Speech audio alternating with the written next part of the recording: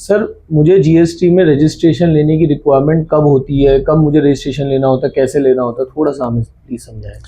देखिए, जीएसटी के अंदर जो है वो हमारा एक कंसेप्ट होता है एग्रीगेट टर्नओवर का। तो अगर जो है वो मैं एग्रीगेट टर्नओवर की बात करूं तो मुझे जो है वो जीएसटी के अंदर जो है वो बताया गया कि अगर आपकी टर्नओवर, तो वो टर्नओवर चाहे वो टैक्सेबल टर्नओवर हो, चाहे वो एग्जेम्प्टेड टर्नओवर हो, ठीक है साहब, आपकी वो एक्सपोर्ट से रिलेटेड टर्नओवर हो, उन सबको जोड़ा जाएगा। सबसे पहले ये बात समझ लीजिए। और ना केवल वो जोड़ा जाएगा बल्कि पैन इंडिया लेवल पे जोड़ा जाएगा। तो अगर आप मान लीजिए 5 स्टेट से डील करते हैं, तो आप अगर जो है वो 5 अलग अलग स्टेट में भी डील कर रहे हैं, तो पांचों को जोड़ के और हर तरह की टर्नओवर को जोड़ के फिर उसके बाद देखा जाएगा कि आपकी जो है वो टोटल टर्नओवर कितनी है, तो एग्रीगेट टर्नओवर कितनी है। तो मुझे जो है वो सेक्शन 2 के अंदर डिफाइन किया गया है एग्रीगेट टर्नओवर। अब जो है वो एग्रीगेट टर्नओवर, तो सपोज कीजिए एक एग्जांपल के साथ बात करते हैं कि मेरी जो है वो मैं एक रेंटिंग की मेरे पास एक रेजिडेंशियल प्रॉपर्टी है जिसे मैंने किसी टेनेंट को रेंट पे दिया हुआ है और वो टेनेंट उसको पर्सनल यूज करता है, तो वो मेरी एग्जेम्प्टेड सप्लाई है। तो वैसी मेरी सप्लाई है 12 लाख की। मैं कंसल्टेंसी भी देता हूं जिसकी जो मेरी वैल्यू है 6 लाख रुपए की, और मैं एक्सपोर्ट्स भी करता हूं जो 4 लाख रुपए के हैं। तो ये तीनों को अगर जोड़ के देखा जाए तो मेरी तीनों तरह की सप्लाई का टोटल आ गया 22 लाख।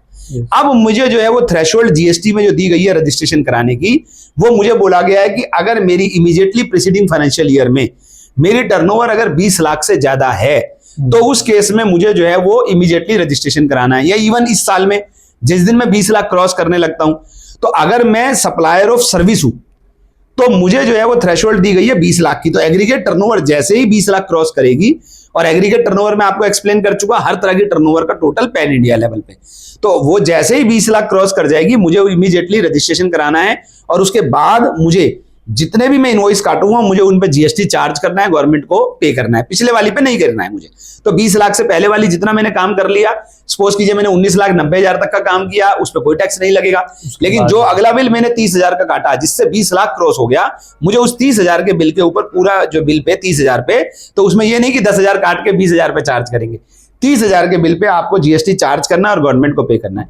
लेकिन अगर मैं खाली गुड्स में डील करता हूं, अगर मैं सप्लायर ऑफ गुड्स हूं, तो उस केस में जो थ्रेशोल्ड है वो 40 लाख रुपए की है। तो आपको 40 लाख की वेट करनी है। अगर आपकी टर्नओवर 40 लाख क्रॉस करती है तभी आपको जीएसटी में रजिस्ट्रेशन कराने की जरूरत है।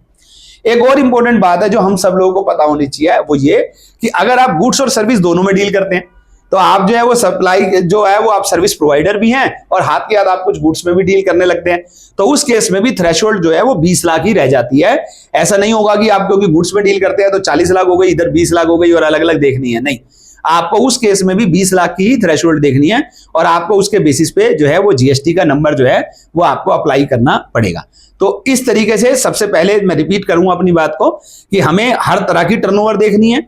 ये नहीं देखना है कि मेरी जो एग्जेम्प्टेड टर्नओवर है मैं उसको जोड़ूंगा, नहीं। मैं जिस पे टैक्स दे रहा हूं मुझे उसी को जोड़ना है, नहीं। आपकी जो टर्नओवर जिस पे टैक्स दे रहे हैं वो भी जोड़नी है, और जिस पे आप टैक्स नहीं दे रहे किसी रीजन से, कोई आपको स्पेसिफिक एग्जेम्पशन मिली हुई है, तो भी वो भी जोड़नी है। और उसके बाद जो है वो आपको 20 लाख या 40 लाख का थ्रेशोल्ड देख के उसका रजिस्ट्रेशन कराना है। सर इसी से एक क्वेश्चन निकलता है कि अगर मैं प्योरली एग्जाम सर्विसेज में डील करता हूं और मेरी सर्विस वैल्यू 20 लाख से ज्यादा है, तो क्या मुझे तब भी जीएसटी रजिस्ट्रेशन लेने की? नहीं, उस केस में आपको जीएसटी रजिस्ट्रेशन नहीं कराना। अगर आप प्योरली एग्जेम्प्टेड एक्टिविटी में डील करते हैं, सपोज कीजिए आपकी रेंटिंग ऑफ रेजिडेंशियल प्रॉपर्टी की काम है, आप इंडिविजुअल्स है, आपने क्या किया कि घर बनाया और आपने 5 मंजिल का घर है, हर एक व्यक्ति को किराए पे दिया, और बाई चांस एक फ्लोर का 5 लाख रुपए किराया रहा है, 25 लाख रुपए आपको किराया आता है, तो क्योंकि ये प्योरली एग्जेम्प्टेड एक्टिविटी है, स्टिल आपको इस केस में रजिस्ट्रेशन कराने की जरूरत नहीं है। Thank you sir.